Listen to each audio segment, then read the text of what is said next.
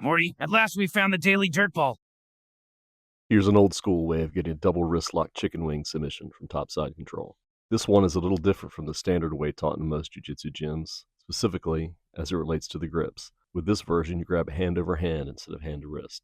To execute the move, you start in side control where your opponent has started to work for an underhook. You trap the shoulder with the head side arm, hooking under it, keeping it slightly off the floor. At the same time, you maintain pressure on the upper torso using your upper torso. This keeps your opponent from turning into or out of the position.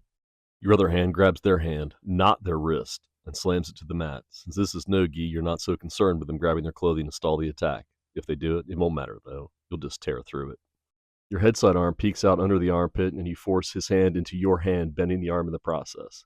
Here is the difference from most versions of the technique. Instead of grabbing your wrist, you grab the top of your hand. This is a classic catch wrestling hold. Some people call it a hook. This grip maximizes your leverage and is incredibly strong.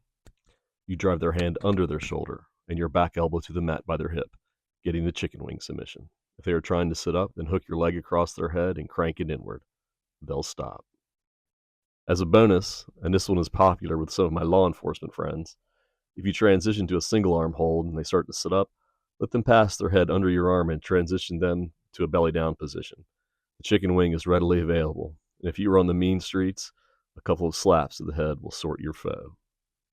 The Daily Dirtball.